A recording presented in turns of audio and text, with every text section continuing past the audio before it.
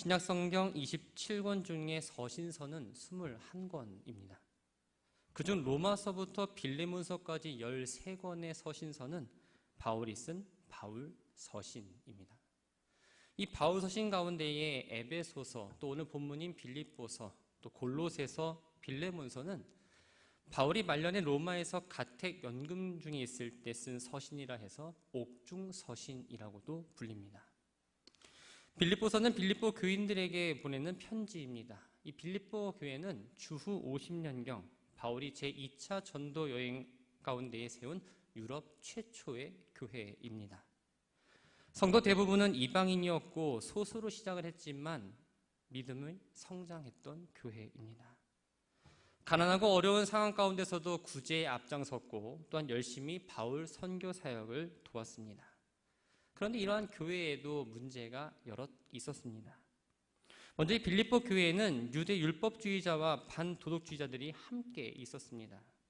당시 유대 율법주의자들은 육체적 행위와 의식을 중요하게 생각했습니다. 그래서 하나님 백성이 되려면 할례를 받고 율법을 지켜야 한다고 가르칩니다. 반도덕주의자들은 믿음으로 영혼은 구원받았으니 도덕을 무시하고 육체는 아무런 어떤 일을 해도 어떤 짓을 해도 상관없다라고 제멋대로 살아도 된다라고 가르칩니다. 이러한 율법주의자들의 가르침과 반도덕주의자들의 가르침이 교회 안에 들어오면서 성도들의 신앙을 흔들기 시작합니다. 빌립보는 유럽과 아시아를 연결하는 중요한 어떠한 교통의 요충지이기도 했습니다. 이 도시는 헬라인도 또 로마인도 아시아인 등 여러 민족이 함께 살고 있습니다. 철학, 또 종교, 미신 등이 성행한 도시입니다. 뿐만 아니라 이 로마 황제를 숭배하는 그런 사상과 세속주의 문화가 들어오면서 신앙을 지키고 살려는 이 빌립보 성도들을 고립시키고 핍박하기 시작합니다. 당연히 이들은 배제가 되었고 가난과 고통을 겪으며 살았습니다. 교회 안을 살펴보면 바울의 사역을 도운 유오디아와 순두계라는 두 여인 사이에 분쟁과 다툼이 일어납니다. 이러한 어려움을 겪고 있음에도 불구하고 자신을 도와준 이 성도들에게 고마운 마음을 표하고 또한 지금 내가 죄수로 있으니 자신의 상황을 전하기도 하고 교회 안의 모든 문제들을 해결하고 격려하고자 쓴 편지가 바로 빌립보서입니다. 오늘 본문 앞에 있는 빌립보서 2장과 3장에서는 바울이 다양한 권면을 하고 있습니다. 먼저 2장에서는 교회가 하나 될 것과 그리스도인으로서 성숙한 삶을 살고자 힘쓰라고 권면합니다. 3장에서는 율법주의자와 반도덕주의자를 경계하면서 땅의 것이 아니라 하늘의 것을 소망하며 살라고 권면하고 있습니다. 오늘 본문은 바울이 지금까지 권면했던 내용들을 종합적으로 해서 다시 성도들에게 권면하는 내용을 기록한 겁니다. 먼저 4절을 볼까요? 4절을 보면 주 안에서 항상 기뻐하라라고 말합니다. 4장이라는 이 짧은 편지 속에 기쁨이라는 이 단어가 17번이나 반복될 정도로 기쁨은 빌립보 전체의 주제라고도 말할 수 있습니다. 항상이라는 이 말은 한순간도 예외 없는 모든 시간을 말합니다. 즉 항상 기뻐하라는 어떠한 상황에서든 기뻐하는 것으로 데살로니가 5장 18절에서는 하나님의 뜻이라고 기록하고 있습니다. 기쁜 일이 있을 때 기뻐하는 건 어렵지 않죠. 오히려 기쁜 일이 있을 때 아무렇지 않은 게 이상합니다. 그런데 항상 기뻐한다, 즉 기뻐할 때 기뻐하고 슬플 때도 기뻐하는 건 사실 쉽지 않습니다. 우리의 인생을 한번 살펴보면 기쁜 일보다는 슬프고 어려운 일이 더 많다고 느껴집니다. 여러 가지 일을 시도하다가 실패를 경험합니다. 믿었던 사람에 대해서 배신당하고 실망하면서 인간관계에서 오는 어려움을 당할 때 그 후유증이 참 오래갑니다. 뜻하지 않은 질병과 사고를 당할 때도 있고 사랑하는 가족이나 마음을 주고받던 이들이 하나님의 부르심을 받음으로 헤어지는 아픔을 경험하기도 합니다.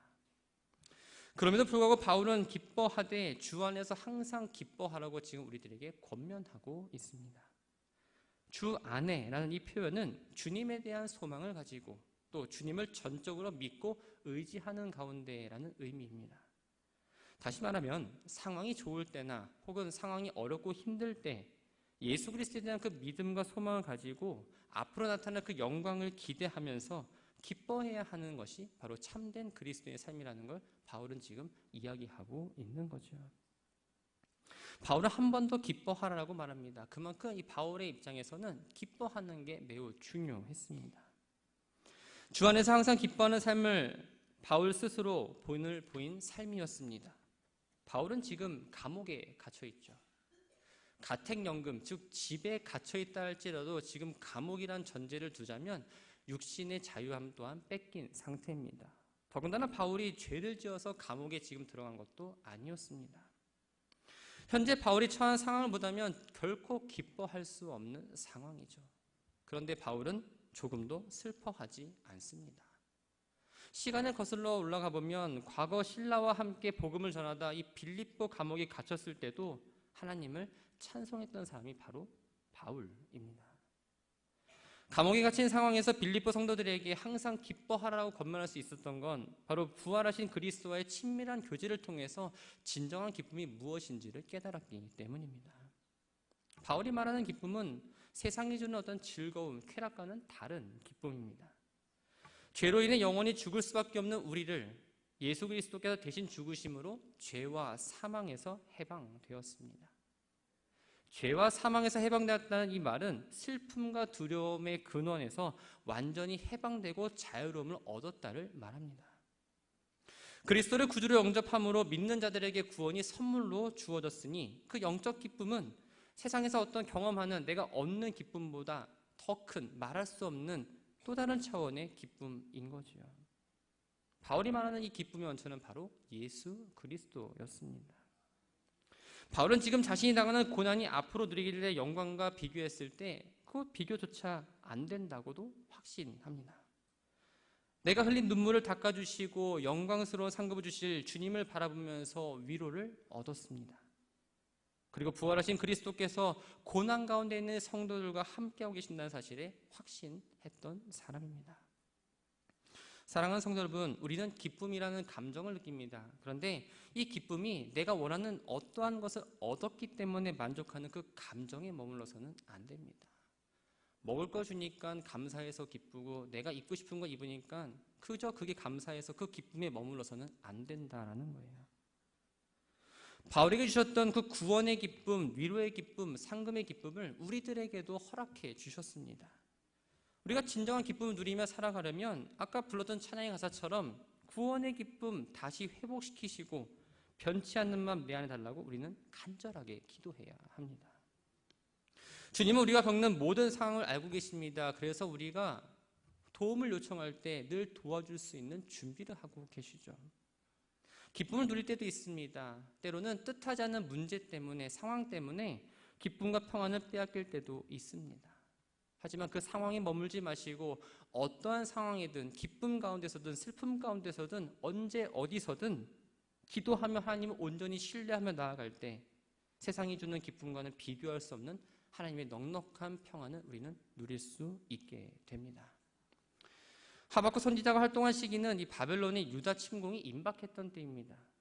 나라는 바람 앞에 촛불과 같았습니다. 정세는 매우 불안했고 많은 사람들이 불안하고 공포에 떱니다. 이런 상황 가운데에서 하박국은 바벨론 침공으로 인해서 환경이 나빠지고 모든 소유마저 다 없어진다 할지라도 기뻐하고 즐거워하겠다라고 고백합니다. 하박국 선지자가 그에게 기뻐할 수 있는 그 근원은 바로 하나님이었습니다. 그래서 여호와로 말미암아 즐거워하며 나의 구원의 하나님으로 말미암아 기뻐하리로다라고 고백을 했던 거죠. 바라기는 하박국 선지자처럼 기쁨의 근원을 환경과 소유가 아니라 기쁨의 근원 되신 그 예수 그리스도를 바라보며 기쁨을 누리고 믿음의 길을 잘 걸어가는 우리 모두가 되기를 주님의 이름으로 축복합니다. 두 번째 권면은 그들의 관용을 모든 사람이 알게 하라입니다. 이 관용이란 단어에는 두 가지 의미가 있습니다. 하나는 손해나 역경을 당해도 쉽게 동요하거나 넘어지지 않고 평정심을 유지하는 영적인 인내를 말합니다. 두 번째는 자신의 당연한 권리를 포기하고 다른 사람을 위해서 너그럽게 대하는 태도를 말하죠. 조금 구체적으로 말씀드리면 다른 사람이 범한 잘못에 대해서 너그럽게 이해하고 넓은 마음으로 그 사람을 품는 걸 말합니다.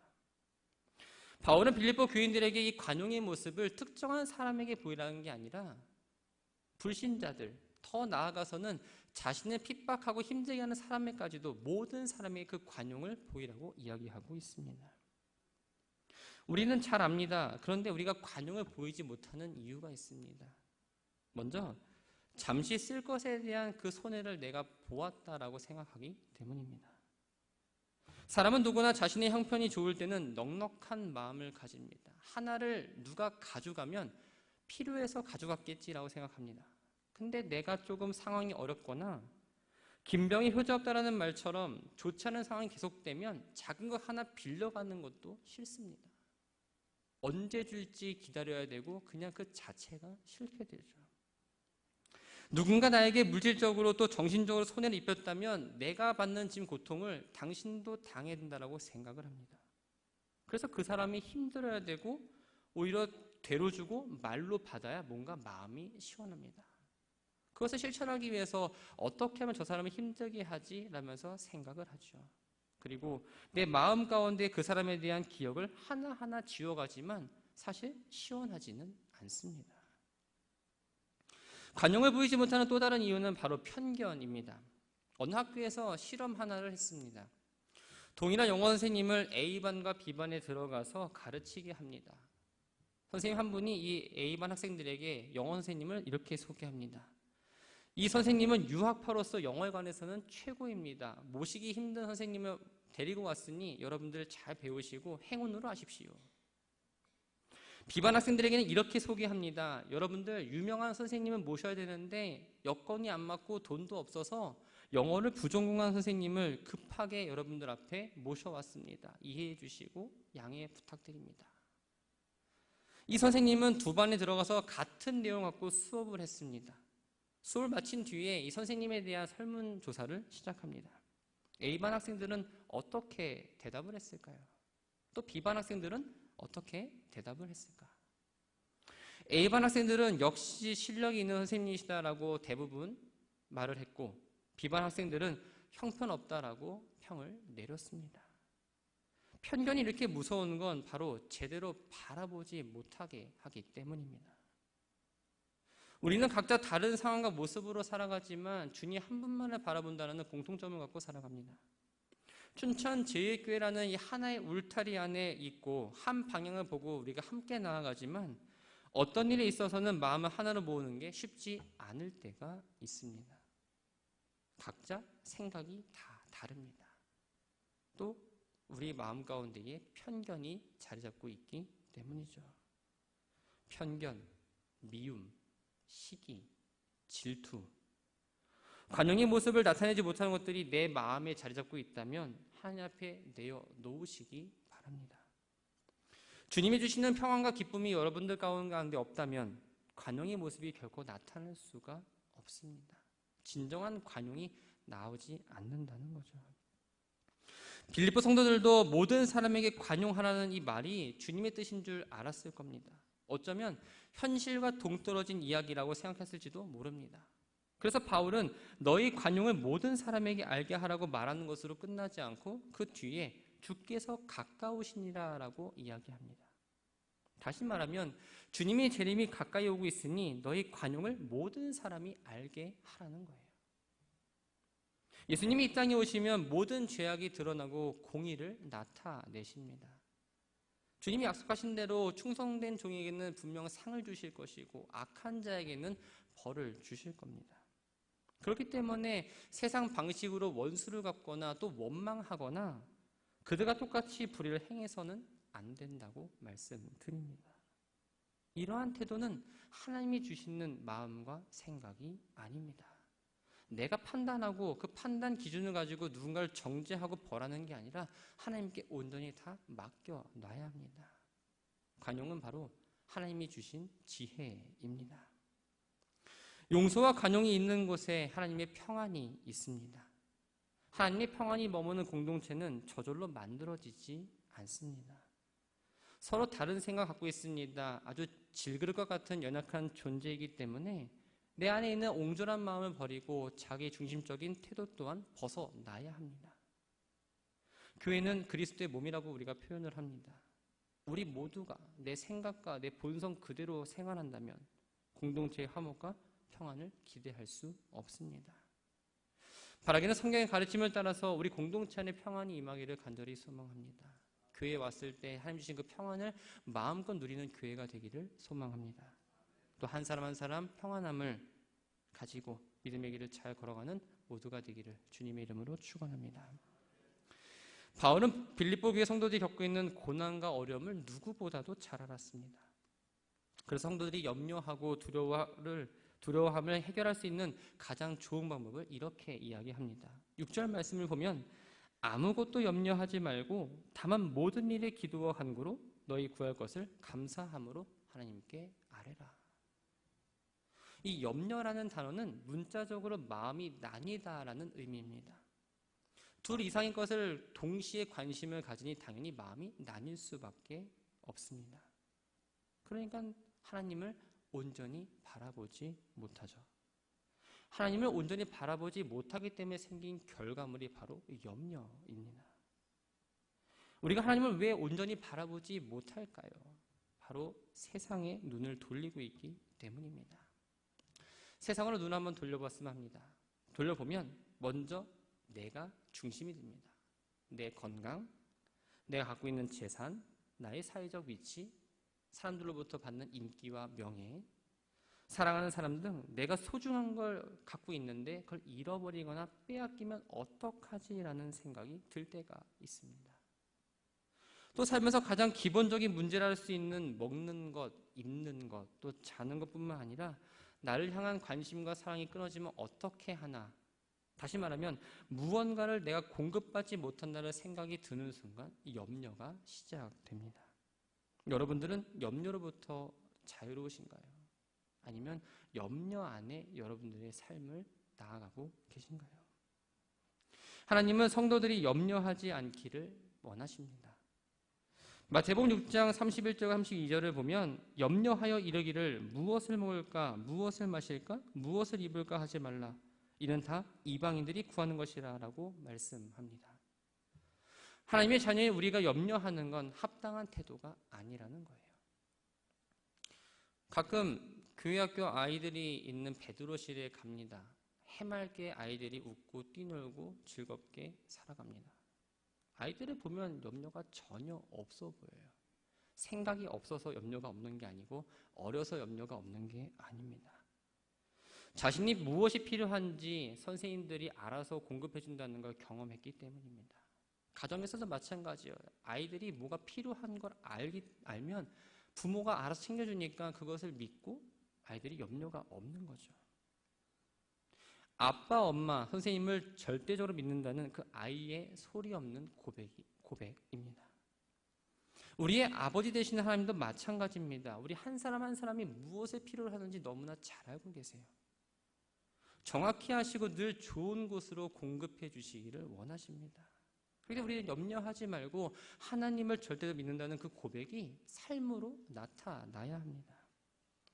하나님은 한 번도 나를 실망시킨 적이 없으십니다. 그런데 하나님이 나를 실망시켰다라는 마음이 든다면 한번 생각해 봐야 됩니다. 내가 하나님을 온전히 신뢰했는가? 내가 원하는 거 혹시 너무 막연하게 이야기하고 바랬던 건 아닌가? 문제는 그 이야기를 듣고 해결해 주시는 하나님이 아니라 바로 나에게 있다는 걸 우리는 깨달아야 합니다. 염려하고 있다면 내가 하나님을 온전히 바라보고 있는지 점검해야 되고 하나님을 향한 믿음을 회복해 나가야 합니다. 기도는 하나님께 대한 믿음의 표현입니다. 하나님을 간절히 부르짖는 건 그만큼 하나님을 신뢰한다는 증거입니다. 신뢰하지 않으면 결국 하나님의 이름을 부르지 않는다는 거죠. 기도의 자리로 나와서 하나님의 도우심을 구하시기 바랍니다. 그런데 바울은 단순히 기도하라고 이야기하지 않습니다. 감사함으로 하나님께 아뢰라고 이야기합니다. 주님 앞에 나왔습니다. 몸부림치고 눈물 흘리면서 막 소리 지르고 하나님께 기도합니다. 그런데 그 기도할 때 내 마음 가운데에 하나님을 경외하거나 하나님을 찬양하는 마음 없이 그저 불평과 불만과 악에 받쳐서 큰 소리로 그냥 기도한다면 그것은 올바른 기도 자세가 아니라는 겁니다. 하나님을 신뢰하는 사람은 감사를 바탕으로 기도합니다. 사랑하는 성도 여러분, 여러분들은 하나님을 얼만큼 신뢰하며 나아가고 계십니까? 하나님은 온전히 의자가 바뀔 때 염려하지 않을 수 있습니다. 우리는 감사하는 마음으로 기도할 수밖에 없는 존재입니다. 죄인인 나를 위해서 예수 그리스도를 대신 죽게 하셨고 그 은혜를 기억한다면 우리는 감사가 끊이지 않는다는 거예요. 은혜만 기억한다면 평생 하나님만 바라보며 감사를 고백해야 됩니다. 뿐만 아니라 시시때때로 주시는 하나님의 그 크고 작은 그 은혜의 손길을 경험하는 걸 기억한다면 감사로 고백할 수밖에 없습니다. 나의 궁핍한 형편, 나를 지금 짓누르고 있는 어떤 염려거리를 생각하지 마시고 하나님 주신 그 은혜를 기억하며 감사함으로 기도하시기 바랍니다. 받을 손이 준비되어 있는 사람에게 선물을 먼저 주고 싶듯이 하나님은 감사한 마음으로 기도하는 성도에게 최고의 것으로 응답해 주실 줄 믿습니다. 바울은 염려하지 말고 기도와 감사로 하나님께 아뢰일 때 모든 지각에 뛰어난 하나님의 평강이 얻게 된다고 이야기합니다. 본문에 말하고 있는 이 평강은 심리적으로 뭔가 안정된 상태를 의미하는 게 아닙니다. 그리스도를 믿음으로 하나님과 화평을 누리는 사람에게 주시는 하나님의 선물입니다. 하나님의 평화는 일시적 만족을 주는 세상의 평화와는 다른 예수 그리스도 안에 있는 영원한 생명의 평강, 염려의 해독제가 됩니다. 예수 그리스도 안에 있는 평강은 바로 우리들의 마음과 생각을 지킵니다. 본문에 지킨다라는 단어는 호위하다라는 군대 용어입니다. 군인들이 왕을 지키는 것처럼 하나님은 성도들이 기도할 때 이 평강이라는 파수꾼을 우리에게 보내주셔서 모든 염려와 실망으로부터 성도의 마음을 보호해 주십니다. 보호가 된 상태에서 어떠한 문제거리와 시험이 찾아와도 우리는 흔들리지 않고 나아갈 수 있습니다. 바울은 예수 그리스도 안에서 이미 평강을 경험한 사람입니다. 빌립보 지하 감옥에서 발에 착고를 찾고 있을 때에도 앞에 보이지 않는 폭풍을 불고 유라굴로 광풍 속에서도 그 믿음을 잃지 않고 두려워하지 않고 나아갈 수 있었습니다. 끝으로 바울은 하나님의 평강을 누리며 살 수 있는 방법을 이렇게 이야기합니다. 8절 말씀을 세번역 성경은 이렇게 기록합니다. 무엇이든지 참된 것과 무엇에든지 경건한 것과 무엇에든지 옳은 것과 무엇에든지 순결한 것과 무엇에든지 사랑하는 것과 무엇에든지 명예로운 것과 또 덕이 되고 칭찬할 만한 것이 이 모든 것을 생각하십시오. 사람은 무슨 생각을 하냐에 따라서 그 사람의 됨됨이가 결정됩니다. 이런 말이 있습니다. 생각을 심으면 행동을 거두고 행동을 심으면 습관을 거두고 습관을 심으면 인격을 거두고 인격을 심으면 운명을 거둔다. 이 말대로라면 우리의 마음과 생각에 무엇을 심어야 할지 분명하게 알 수 있습니다. 만약 하루 종일 돈만 생각하고 있다면 소위 돈독이 오른 사람 아니면 구두쇠가 될 가능성이 높습니다.